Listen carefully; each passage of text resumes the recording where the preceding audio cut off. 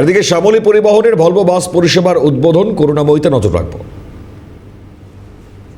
দিনের মধ্যে সরকার এসেছে, এখনো 2 মাস সম্পূর্ণ করতে পারেনি। আমরা মানুষের থেকে 1 বছরের সময় চেয়েছি যে আমরা আধুনিকতার স্পর্শ দেব, গতির স্পর্শ দেব। আমরা প্রাইভেট পার্টিকে লেভেল প্লেইং ফিল্ড দেব, আমরা SEZ দেব। সরকার ব্যবসা করবে না। সরকারের কাজ বাল্ব তৈরি করা নয়, সাইকেল কারখানা তৈরি করা নয়। সরকারের কাজ একটি বিশেষ কোম্পানি থেকে সাইকেল কেনা নয়। সরকারের কাজ ডিলারদের থেকে সাইকেল নেওয়া, যারা এখানে বিভিন্ন সময় তাদের ট্রেডের কারণে তারা ট্যাক্স দেন। সরকার চাপিয়ে দিতে চাইছে না।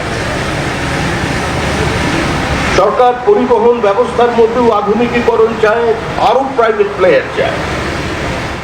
তার উদ্যোগ আপনারা দেখতে পাচ্ছেন। খুব স্বল্প দিনের জন্য দায়িত্ব নিয়েছেন আমাদের পরিবহন মন্ত্রী অর্জুন সিং।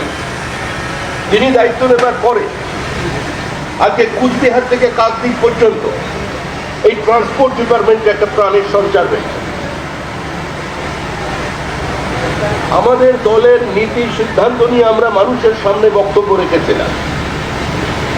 মানুষ আমাদের আশীর্বাদ করেছেন। আমরা মানুষের কাছে একটু সময় চেয়েছি। আমাদের মুখ্যমন্ত্রী শুভেন্দু অধিকারীর নেতৃত্বে একটা নির্দিষ্ট সীমাবদ্ধতার মধ্যে, একটা সীমার মধ্যে অসীমের সন্ধান করে চলেছে এই রাজ্য সরকার। সরকারি কর্মচারীদের দিয়ে হোক, অন্নপূর্ণা যোজনা হোক,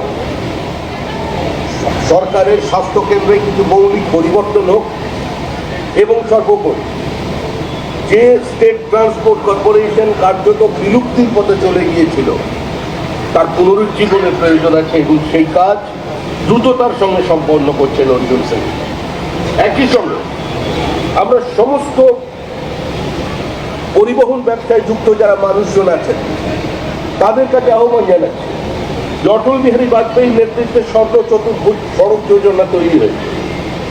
পৃথিবীর জনপ্রিয়তম রাজনৈতিক ব্যক্তিত্ব, ভারতের প্রধানমন্ত্রী, যিনি বিপরীত অর্থনৈতিক অবস্থার মধ্যেও ভারতের GDP-কে সর্বোচ্চ জায়গায় ধরে রাখতে পেরেছেন। 80 কোটি মানুষকে কোভিডের পর আজ পর্যন্ত বিনামূল্যে রেশন দিচ্ছেন।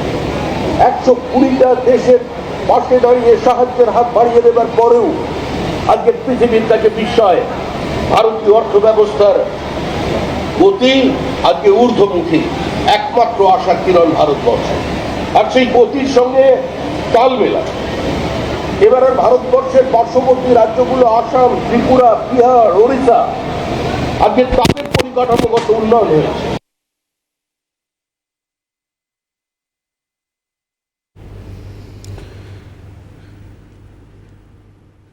বেসরকারি বাস পরিবহনের উদ্বোধন করুণাময়ী থেকে এই মুহূর্তে রাজ্য বিজেপি সভাপতি শ্রমিক ভট্টাচার্য তার বক্তব্য আমরা শুনছিলাম।